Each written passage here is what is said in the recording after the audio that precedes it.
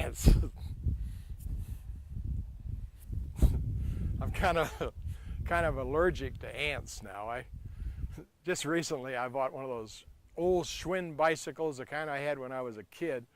Got it at a garage sale and took it home, and I was working on the tires. It was a great bike, rode good, but I had to pump up the tires and everything. And I sat down on the pavement, on my driveway, and evidently I sat on a anthill because, boy, I was eaten up. I mean, I had bites all over me. I must have had 20 bites on me.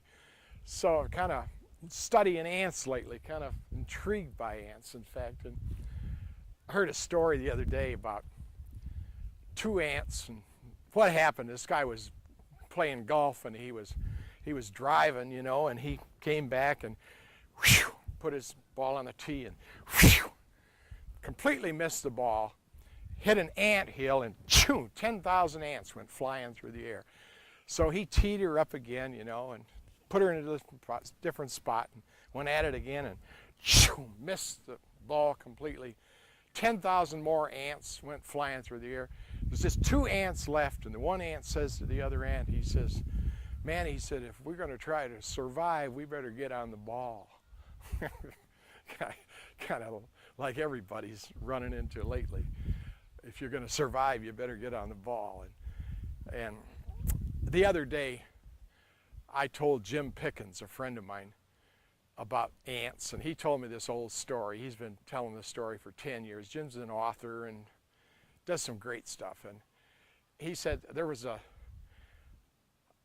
ant by the name of Seymour, and Seymour was crawling around in the little ant hill, and he was born there, and that was his life. And he went around, and he got to be a big ant. One day, the queen ant, these are like bees, the queen ant called him along and said, "Seymour, you're a big ant now. It's time for you to go out and do a little work. So what I want you to do is climb out of the ant hill, and right next to the ant hill, you'll find some little bugs. I want you to get a little bug and bring the bug back, and we'll have a little lunch." And so Seymour goes out and zoom.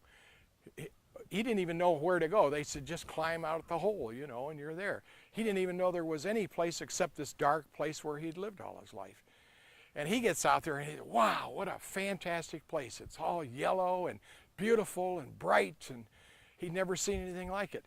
And he finds a bug, and he comes back into the hole with the bug. And he said, "Wow," he said, "that's pretty neat. Now I know what the world looks like."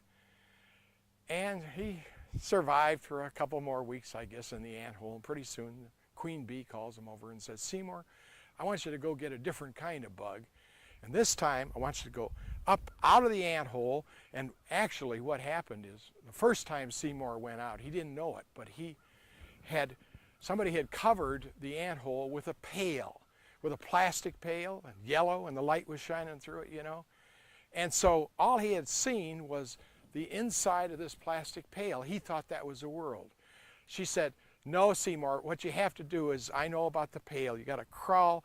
There's a little hole under the pail. Crawl under the pail, and outside the pail there's some different kinds of bugs. I want you to get one of those and come back." So sure enough, Seymour goes out the ant hole, underneath the pail, outside, and wow, what a fantastic place. Green stuff all over the place, huge, just absolutely marvelous. And he said, "I didn't realize that that's what the world is like." Gets a bug, goes back under the pail into the ant hole, and he's walking around. He says, "Now I know what the world is like." And once again, naturally, the queen bee calls him over and says, "Seymour, I want you to really go all out this time. I want you to go, out the ant hole, under the pail." And what you saw was the greenhouse. We're actually living in a greenhouse. And so what you perceived to be the entire world was a greenhouse. Now, I want you to go outside the greenhouse. You got to go out, and you'll follow the tracks there, and you'll see how you can get outside the greenhouse. And so Seymour goes through out he goes, zap, he keeps going, out of the greenhouse, and wow, here's the sky, the beautiful sky with clouds, and just he could see for miles there. Beautiful, just unbelievable. I never believed this was possible. What a fantastic world we got here.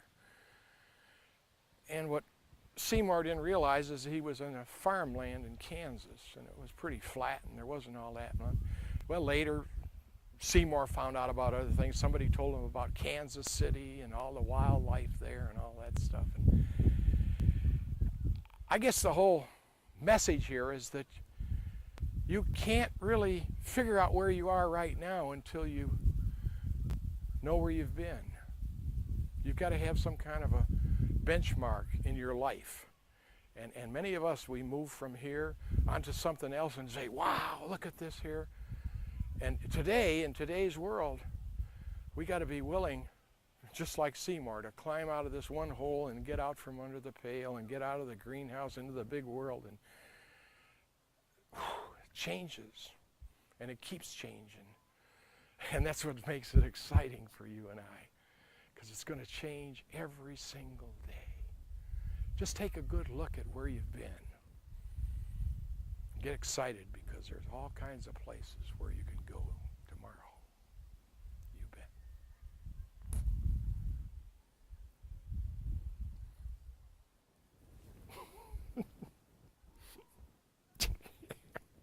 This little sucker got me. I'll see you later.